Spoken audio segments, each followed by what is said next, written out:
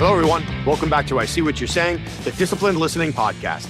I'm Michael Reddington, and today it is my pleasure to welcome our next guest, Dr. Kathy Wu. Dr. Wu is a licensed psychologist. She's also a former college professor. She's practiced psychology in the school system, in corporations, in psychiatric hospitals, and more settings. She is also the author of the Self-Regulation Handbook for Teens and Young Adults. She has a fantastic perspective that's rooted in evidence-based techniques for helping people work through many of the issues that we all experience regardless of our age. So one of the things we're going to talk about right out of the gate is her wonderful philosophy that problems are opportunities to grow. And through that process, we will absolutely talk about self-regulation skills. Where do they come from? How can we develop them? What are different methods? And how do they differentiate at all, if they do, between teenagers and adults? She's also going to talk about how thoughts, feelings, and behaviors are all connected. And she's going to talk about a subject that we can all agree with, why it's so important to listen without judging, especially if we're looking to help somebody else, and in many ways, trying to help ourselves. It's a great conversation. Thank you for being here for another week. While you're here, please just take a quick second, like the show, share the show with your network. Please subscribe to the show. Leave us your feedback. We'd love to hear from you. And while you're online today, take just a couple minutes to check out our sponsors. Head over to humantel.com. That's where you can learn to identify where people's emotions are likely shifting by recognizing changes in their facial expressions and nonverbal communication. When you're there, enter the code INQUASIVE25 for 25% off the training of your choice. For the professional interviewers, please head over to certifiedinterviewer.com. That's where you can get all your questions answered about both the International Association of Interviewers and the Certified Forensic Interviewer designation.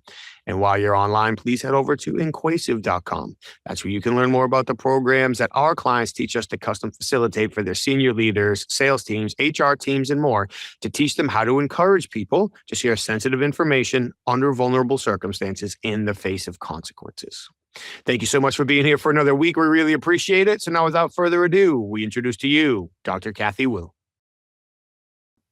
Hello, Kathy. It is great to meet you. How are you today? I'm doing really well. Thank you. Thank you for having me. Oh, this is my pleasure. I really am looking forward to the conversation. And as we were talking before we got online, the topic of self-regulation and maybe even to a larger degree self-awareness really is so broad. And you specifically write about themes for teenagers, and I'm sure plenty of listeners either currently have or will soon have teenagers. But as we were kind of discussing as well, a lot of the same themes apply for adults, just the way they do teenagers. So I'm really excited to have the opportunity to dive into your work and your expertise. And certainly we can talk about the book and really talk about how we can help each other learn how to self-regulate, be a little bit more self-aware. But as I was getting ready for the conversation, I was on your website and I saw something that stopped me in my tracks. I loved it. And if you don't mind, I'd love to start here. Could you please start by walking us through what is the philosophy behind your comment that problems create opportunities to grow? Yeah, well, of course, there are lots of different ways in which we can sort of explore this topic, but so much of that comment comes and is derived from my work with adolescents and their families, and my time teaching, and also just my lived experiences. So I am really profoundly connected to this comment or this philosophy, and that is that problems are not just obstacles; they are actually powerful opportunities for personal growth.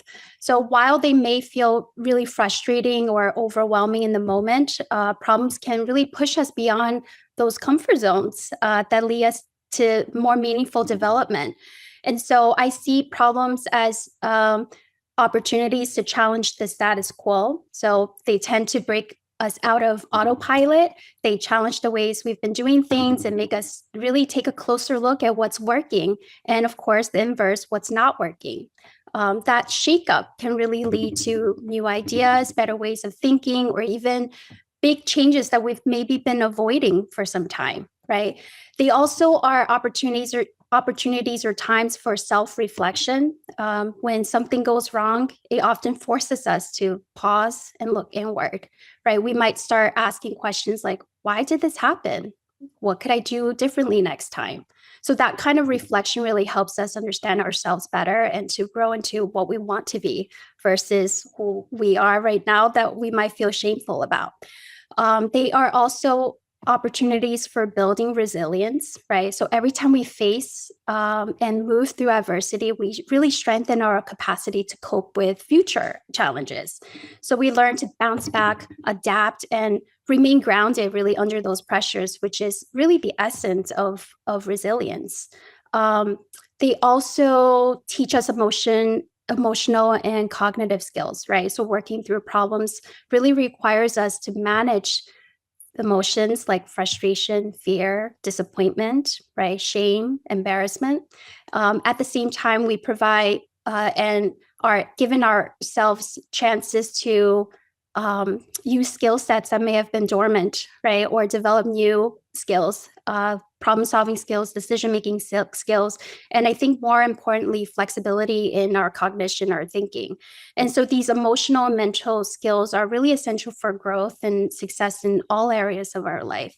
And then finally, the part that is really important for me as a provider, but also as a parent and just in my day-to-day is that it really creates deeper meaning or gives us a direction, right? So problems really help us reveal what really truly matters to us.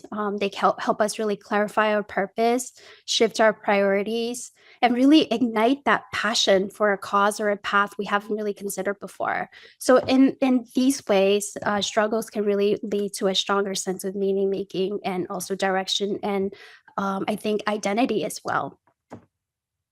Very well said. And now there's a lot in that answer to go back through, which I sincerely appreciate. And I think we hear all the time people say, like, and it might even, it's probably trendy now, like we grow by doing hard things and challenge yourself and embrace the suck and all these things that kind of get thrown around.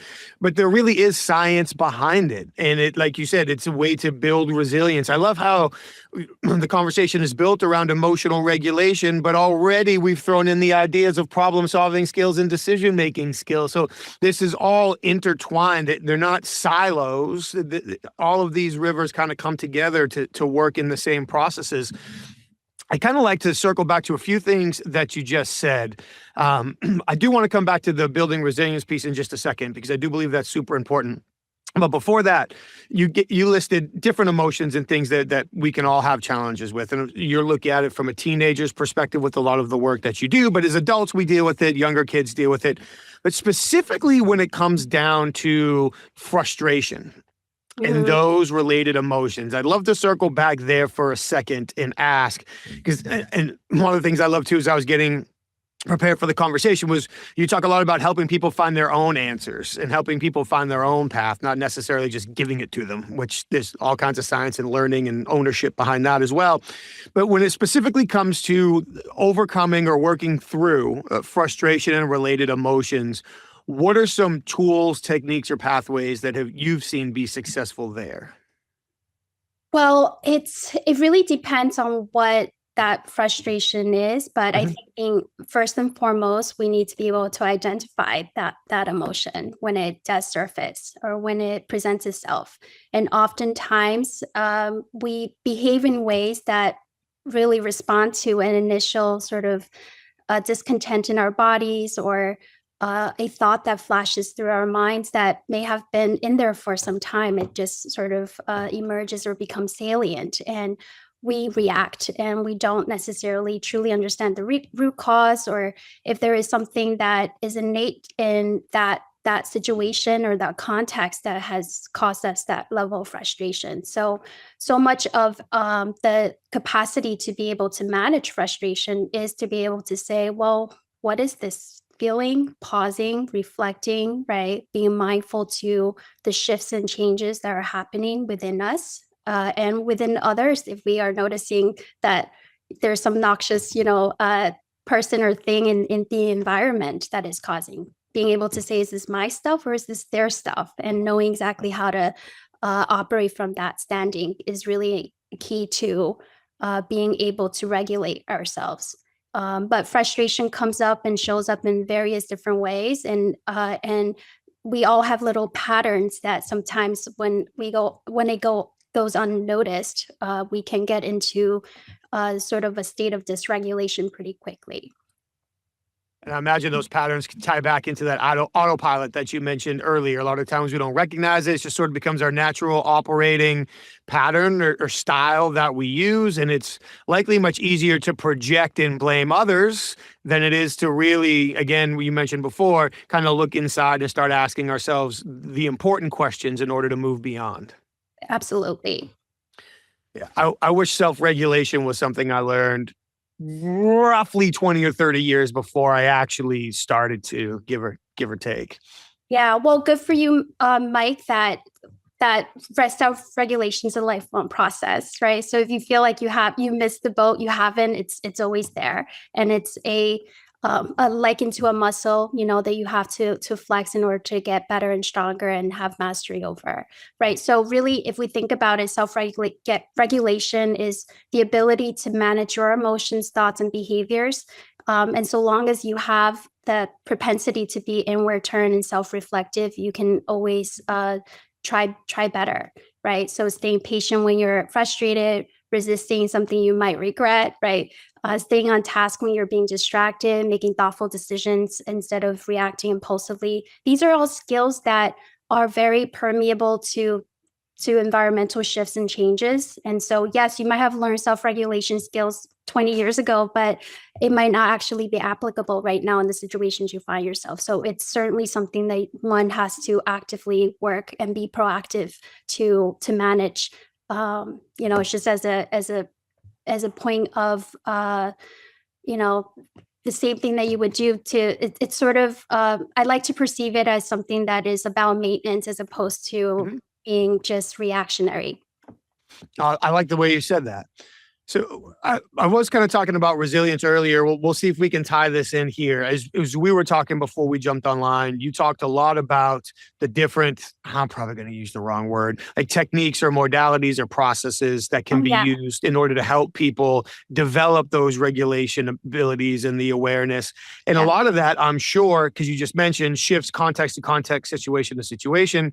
But even as parents, in the world that you and I grew up in, is not the same that our kids are growing up in. So to try to reflect on my experience in order to help my son, it's going to have limited effectiveness. It's not ineffective, but it's going to have limited effectiveness. So, and maybe what is the longest setup for a question ever, we'll come back to, how do you help to work with people in order to identify which process or technique might be the best based on the context of the situation to help them develop that resilience? Yeah, well, I consider myself someone who is multimodal in my approach, and I draw from all of the different evidence-based practices that exist. I try to sort of customize those approaches to each client through an intake interview with them, but also just over time building rapport with them and understanding their worldviews a little bit more. Primarily, I draw from CBT, which is cognitive behavioral therapy, and it's a really structured way by which you focus on identifying and changing unhelpful thoughts or cognitions and behaviors. And the core idea is that thoughts, feelings, and behaviors are interconnected, and changing negative thought patterns can lead to emotional and action-oriented changes. So really focusing on the present issues, teaching practical coping skills involving some level of homework and active participation outside of therapy. And they oftentimes are really helpful for individuals who are dealing with anxiety, depression, PTSD, and things of that nature. So I draw from that primarily, and then I also use ACT, which is ACT, or acceptance commitment therapy. And it's a mindfulness-based therapy approach that really encourages people to accept unpleasant thoughts or feelings instead of actually fighting them, while also committing to sort of values-based actions. So the goal is really to increase psychological flexibility. And we draw from those to treat people with anxiety, depression, OCD, or chronic pain, things of that nature. And really, there is an emphasis on this idea of being sure that one is living in the service of their values. And sometimes it's so much of the work is about defining what those values are. So it's not really about eliminating distressing thoughts, like really changing the relationship we have with them. And then the other sort of modality that I actually draw a lot from too, especially in this book, is DBT, or dialectical behavioral therapy. And it's really a modified form of CBT, but it's really for people with intense emotional responses to situations. So it really sort of combines this idea of mindfulness and dialectics. Are you familiar with dialectics? I was going to try to be funny and make it sound like I am, but ask you to explain it anyway. So no, I'll just be honest. You got me with that one. Okay. Yeah. We oftentimes use the idea that a glass can be full and empty at the same time, right? So that there could be two opposing things that can be both true. To help people really regulate their emotions, tolerate distress, and most importantly, improve their relationships. So DBT I really appreciate because it draws from 3 different sort of modules. So mindfulness, distress tolerance, emotion regulation, obviously, but also interpersonal effectiveness skills, which I think are really, really important. And those are skills that oftentimes go overlooked when we think about just learning and growing, in the context of our society today.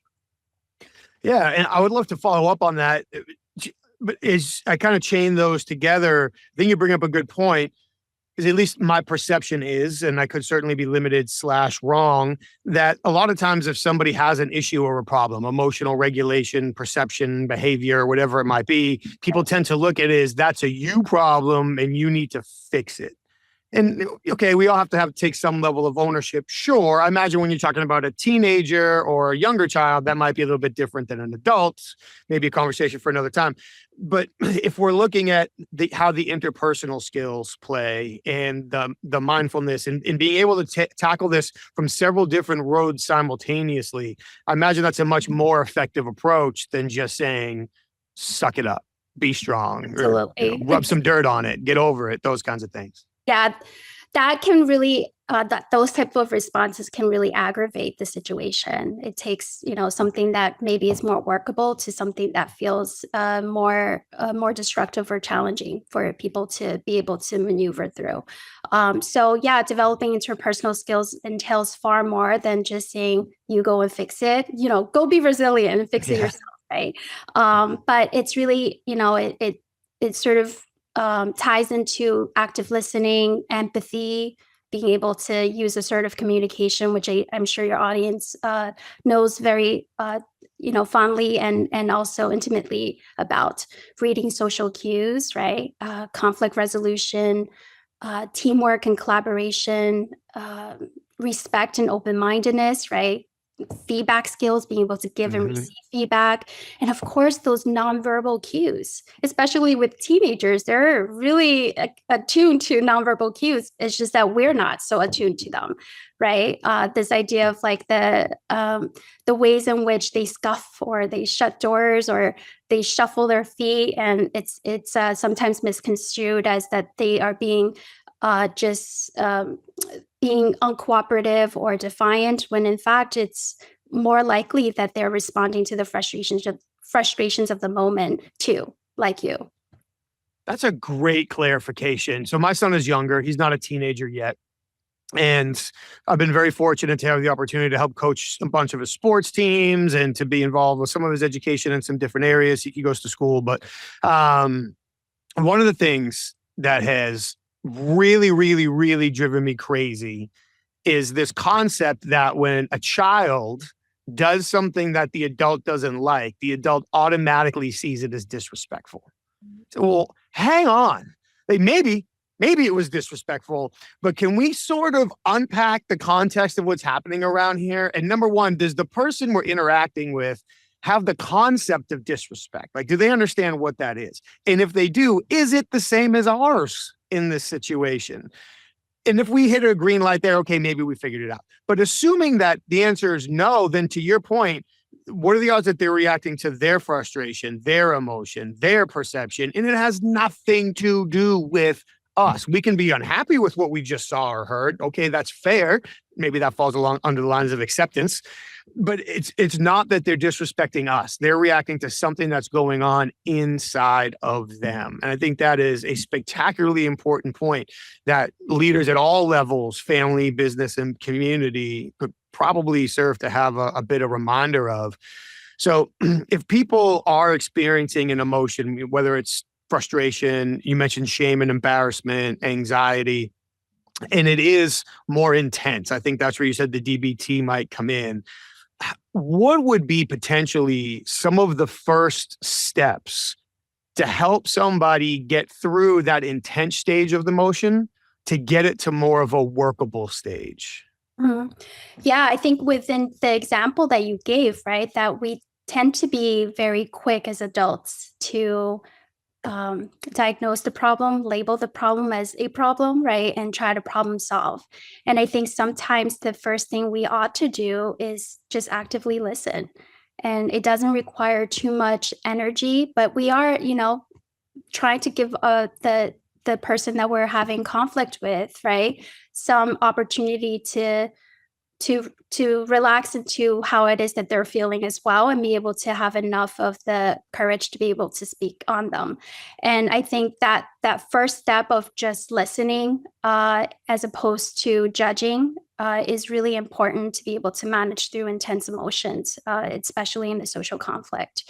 So yeah, being able to give people benefit of doubt a little bit, right, as opposed to imposing some sort of control over how it is that they tell their story or how they should be emoting, is really important in those moments. In other words, I think you have the skills that are implicit in you. Sometimes we tend to want to jump at whatever it is that we're perceiving to be the problem, but sometimes it's just as helpful to slow down and to listen and to gather information, and then check yourself as well as to how you're receiving that information before you can really help to bridge whatever gap that you see. So I call that empathic confrontation, and that includes us being able to really be active listeners without judgment, and really think about ways in which the situation is playing out, where your perception is different from where the other person is at the time, right? And being able to say, well, let's get to the point where we could close that gap. I love that phrase, empathic confrontation. Two words that most people probably don't think belong together, but it really does make sense, because confrontation doesn't have to mean argument. It doesn't have to mean fight. It doesn't have to mean negative. Even the way, for people who are listening and couldn't see, the way you just kind of moved your hands from further apart to closer together. Confrontation means we walked into this thing with different ideas, attitudes, expectations, fears, motivations, whatever. But that doesn't mean that we can't draw each other closer, as opposed to pushing each other further apart. And when I think about you talking about, listen before you judge, being a father of a young child, I couldn't possibly recount the amount of times that, and thankfully he talked through it, but I made a judgment, and he, in tone that could easily make a parent mad, responded, but then kept talking. And when he kept talking, he highlighted what the actual problem was, which forced me to go, my bad, dude. I'm sorry. I misread that. I wasn't paying attention. I thought it was this. Let's go do that. And recency bias perhaps being my favorite. Even this morning, trying to get him ready and out the door for school, I was cleaning up the kitchen, and I'd asked him to go take care of something. And instead of going the direction he needed to, he put his head down and walked past me, going the other way through the kitchen. And thankfully, I decided to dry my hands before I said anything. And in that 2 seconds, I realized he was going to the bathroom. So had I spoke earlier, I would have given an order or disciplined or whatever, a reminder, whatever word you want to use. But he wasn't disrespecting me. He wasn't ignoring me. In his mind, he was like, okay, I'll go do that. I just have to use the bathroom first. Yeah, we have to respect nature's call, right? Go figure. Above dads. But yeah, for many of us in places of influence, we tend to exert our control over certain situations, especially when there's some sense of defiance or ambiguity or something of that nature, because we like to believe we know best. But oftentimes when you shift from a point of control to curiosity, ask, don't assume, you're far better able to have alignment with the other person to work with you and to help resolve an issue or collaborate in problem solving that is going to be far more efficacious than not. So what we really want to sort of promote is more of a relationship approach as opposed to a demanding one where mom or dad knows best or boss knows best. Yeah. And that's, by the way, shift from control to curiosity. Another quote for the quote board right there. Very, very, very well said, and a very important shift. And to be completely honest, there probably are times where dad or mom needs to know best, or sometimes boss needs to know best. And we need to put our foot down and say, this is the way it's going to be. But I would imagine that the real correct opportunity for that is a far, far, far, far, far fewer sample size than we believe it to be. It's not a never do that, but the opportunities where that is actually the best way to do it is also a lot smaller than probably a lot of us would think. So I love the conversation, but I also want to make sure that we give the spotlight to the book that you wrote specifically around helping develop these self-regulation skills for teenagers. So now if we think about shifting from control to curiosity, and if we think about allowing, in this case, teenagers, but really anyone, in this case, teenagers, a little bit more space to get comfortable with the emotion they're feeling, maybe help them identify the emotions, maybe even help them identify the triggers and start processing through it from somebody who doesn't have the education, or I should say for people who don't have the education and experience that you have. What are some steps that we can take in order to help? We'll start with the teenagers in our lives, process through some of these stronger emotions that they're feeling, especially at the age and development stage they're at and the crazy world that they're going through it in. Yeah, I think that from the vantage point of the parent, right, so much of it is to really to listen, to understand the relationship or the situation, right? The goal isn't to just, again, problem solve or to insist on a specific path. I always say that there are multiple paths towards the same destination. So with individuals who are going through a hard time and you want to be a source of support to them, being able to be open-minded to all the ways in which that person needs the support, but understanding the nuance of their needs is really, I think, important. And so in terms of skills building, right, being able to validate their feelings is really, I think, important. So as opposed to saying, oh, you shouldn't be upset about that, I wouldn't be. You're saying, I can see why you might be upset.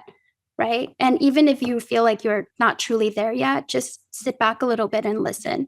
I think that is really important to just build alignment with the person so that you can truly be empathic and not just saying that you understand. Right. But, the idea of aligning with their emotions can really allow for you to see that, what, there's maybe not a quick fix here. There is something that we can do progressively towards a solution or towards a better outcome than what we're experiencing right now. So in terms of skill sets and regulation skills, there's just a myriad of things. So pick up the book, and they're specific to different situations or contexts. So I talk about coping with anxiety, with depression, with behavioral addictions, with feeling discriminated against in one's social environment, grief, loss, as well as just perfectionism. So all of these topics that perhaps as adults we feel like we've mastered, many of our teens are only coming upon them right now. And so it could be a good refresher for you as well to be able to kind of see what kind of evidence-based supports are out there. But in terms of the overall sort of components of what we want to help our young people and also just our subordinates at work or so on and so forth are really just allowing for people to have the capacity to self-soothe, right? Comforting and calming them in some ways, reducing resistance, meaning helping them really accept where they are, planning for actions in a smart way, right?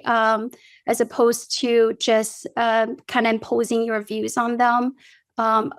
creating a space for cognitive shifts, right? So changing mental filters that might get in the way of us being able to resolve the problem in innovative ways, right? But awareness, labeling, as we talked about, are really important as well. So knowing what the actual issue is before we jump into trying to help. And there are a myriad of other things that I am sure we can speak on, but I don't know if we have time for it. Oh, we'll make the time. We're good. Or we'll fit as much as we can into the time that we have. I could turn so many of these conversations into 3 hours, but I'm sure most other people wouldn't enjoy them as much as I would. You were very, very nice to share a copy of the book before the conversation. So thank you so much for that. And all of those topics that you just mentioned have their own chapters in the book. So you're not kidding.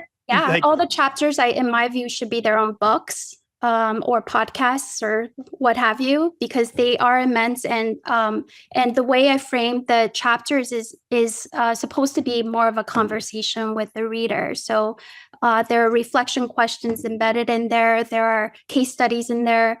There are also lots of course, interventions and strategies, but in the final sort of part of each chapter includes resources as well as questions to help a team to get started. So oftentimes I call them just starter packs so that they can actually go ahead and implement some of the strategies that they're reading about. Because I think practice is really key in your capacity to master self-regulation. Oh, there's no doubt about that. When you were talking earlier, you mentioned mental filters, shifting our mental filters. Am I saying that right? Yes. So when you talk about mental filters, are there common mental filters that can help contribute to feeling? And I know there's clinical things. I'm not trying to get way too far over my head here, but that whether it's frustration, anxiety, depression, self-perception issues, some of these things, are there common mental filters that as parents or just someone who cares about another human being, we can be on the lookout for? Yeah, we tend to call those common filters distortions, right? Or common distortions or cognitive distortions. And the idea behind it is that they are oftentimes irrational. So belief systems like I am a bad person. I'm just incorrigible, right? Or I'm stupid. I'm always, such a loser, right? I'm not good enough. I'm not lovable. The world is unsafe. People are bad. So these sort of ideas really cause us to have a lens by which we then look out into the world, and it colors how it is we see certain situations and contexts. So we know that these absolutes, right, are oftentimes false, and they're not true. And so it's really about being able to challenge those belief systems and those knee-jerk reactions or ways in which we kind of look out into the world and really challenge and put them onto a witness stand of sorts. So what we do is we really begin to interrogate these ideas and go, well, is this always true? Are there times in which it's not?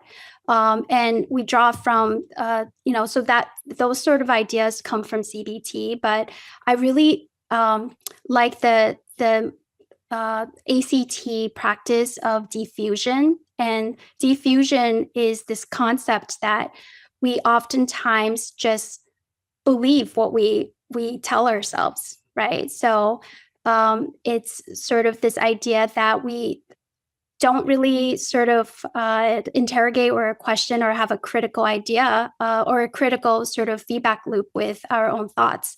And so as a result, we get caught up in those belief systems, or we think of them as absolute truths. And so diffusion is to unfuse from those sort of belief systems, right, or concepts. And it's about noticing your thoughts for what they are, just words or images that are passing through your mind, right, rather than getting tangled up in them and letting them control your behaviors. So, so we could practice that too, Mike. So like, let's say you are someone who believes that everyone is lying, right? For the record, I don't, but let's do it. Right, but I'm trying to draw from your let's do it. sort of perspective, right? Yeah. But if you were to believe that, right, you're going to be incredibly hypervigilant to falsehoods and non-truths, right? Or fibs or things like that.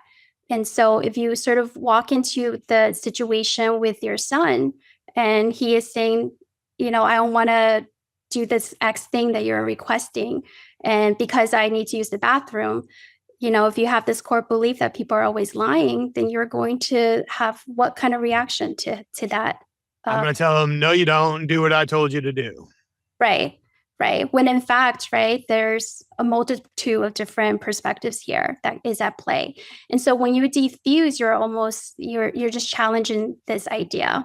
And it's in some ways there is sort of this idea of like taking power from these belief systems and allowing for you to then have room to be empowered to have a different perspective. So it really sort of allows you to make space for taking action that is based on, therefore, your actual perspective, your rational belief systems in the moment, but also your value sets and your judgments. So it really sort of allows for building of psychological flexibility, as we have talked about before. Yeah, which it's hard enough for adults to build psychological flexibility. I can only imagine how challenging it is for teenagers and for kids to do it. So if I'm dealing with somebody who says, I'm not good enough, I'm always wrong, they're always picking on me, like any of these sort of, like you said, these very definitive statements, it can be tempting to say, well, that's not true.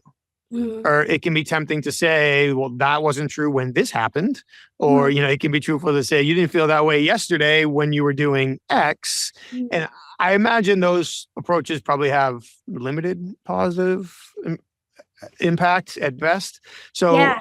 What would, from a respondent way, again, somebody who we care about other people, we want to help shift them out of these mental models and get them into not only a more helpful place, but a more accurate and, dare I say, rational place. If somebody comes up and says, I'm horrible, I'm terrible, I'm always failing, what would be a more positive way to engage with that statement? Yeah, it is tempting to just say that's not true. Yeah. Take my view on you and as the truth, right? But I think so much of what we have to do is to scaffold and to, in some ways, lead the person to that conclusion. And that is, you say, well, give me some evidence to suggest that is a true statement. But of course, you want to separate this idea that the emotion is false too when you have those thoughts, right? You also have to say, well, I can see why you might feel that way. And I wonder if there's another way by which you can come to a conclusion about yourself where you're not a loser. If, for instance, you are continuously believing in this, right? Then you will truly sort of embody that. Right. But what are some things about your personhood, other character traits, we're multifaceted, that you can also speak on, and so you're really sort of having a conversation to kind of help the person dismantle this belief that they are no good or they're not good enough. Yeah, and helping them dismantle it is probably the most important thing, as opposed to trying to dismantle it for them. And I've certainly been guilty of that too many times. I have no doubt. Something you just said there is also very powerful to remember, which is the more people tell themselves these things, the more it becomes who they are and how they see themselves and how they live their life. And on the positive side, I guess that can lead to positive things. But on the negative side, that can become a spiral that can lead to terrible things and missed opportunities and bigger problems and those kinds of things as well. Multiple times you've talked about this idea of accepting your emotions or accepting your negative thoughts as part of the process to move beyond them. And from an interpersonal communication standpoint, that rings very clear to me, because I just want to accept whatever. If I'm interviewing somebody or negotiating with somebody and they say something that I think is completely off the wall or wrong, I just want to accept that that's their perspective right now. I'm not going to argue with it. I'm going to take whatever direction they just gave me and travel in that direction to try to get to where I want to go. But I imagine, as we're thinking about what's going on in somebody's brain, there's the fine line. It might not be a fine line. It might be a bold line between accepting your negative thoughts and then using that as a step to build on to move from them, or like what we just talked about, accepting them and then just falling prey to them and having it become who you are. So I absolutely believe in the process. I'm not questioning that. Please don't take it that way. How can we help people to use that initial acceptance to move forward without it necessarily causing a further spiral?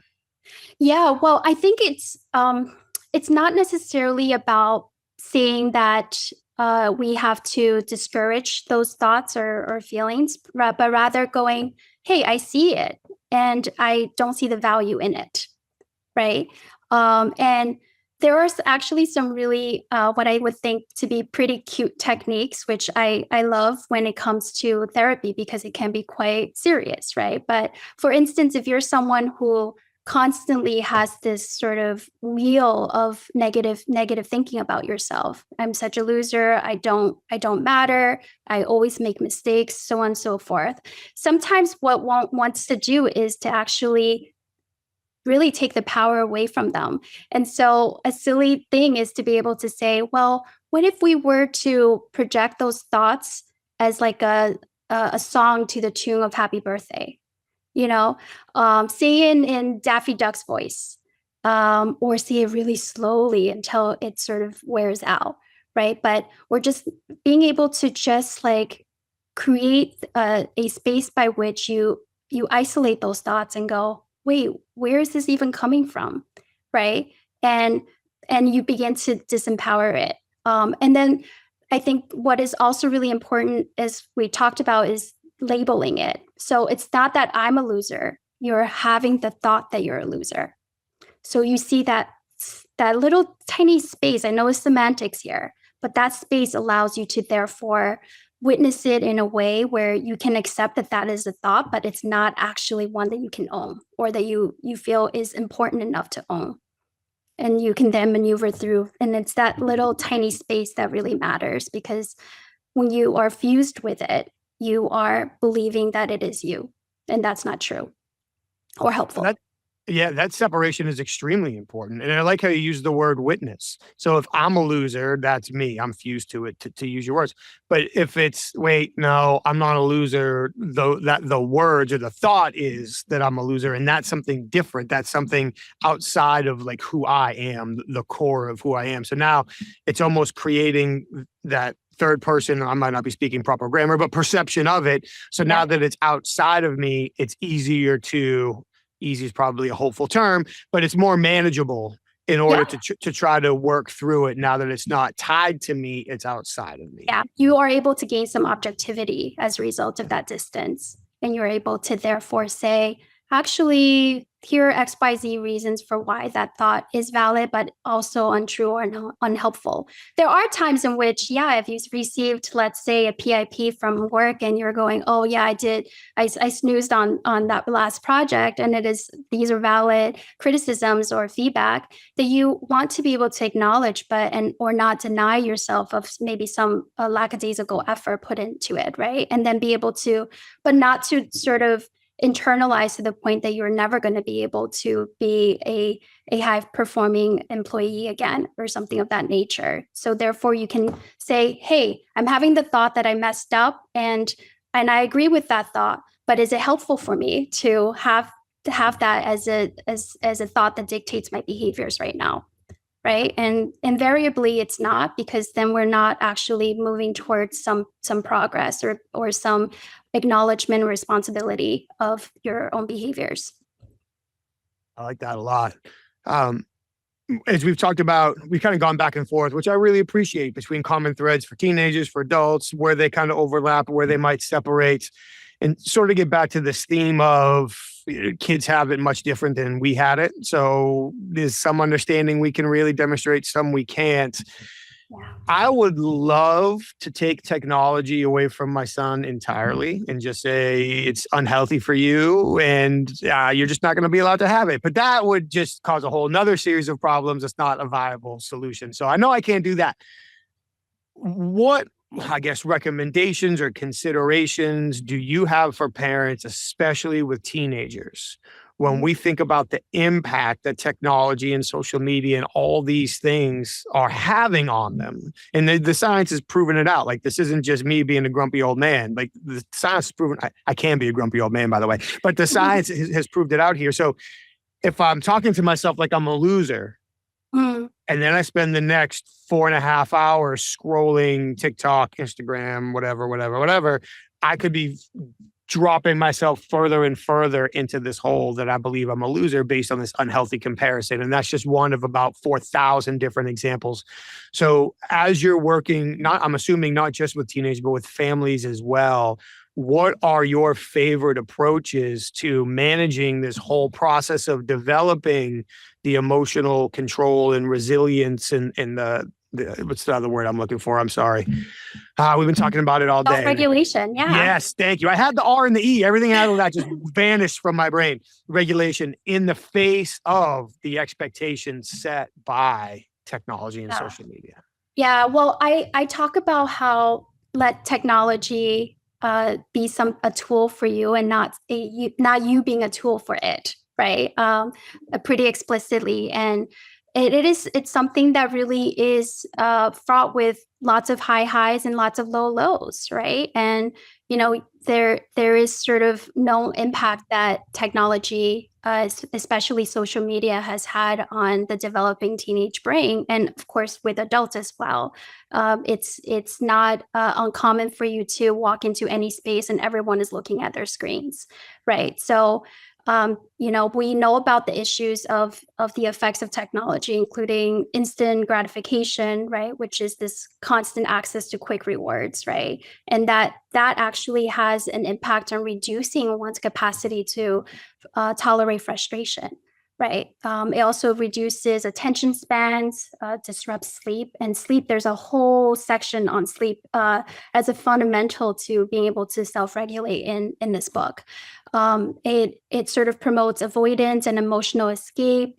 There's also, as you mentioned, social comparisons happening, and then reducing in-person practice of social skills.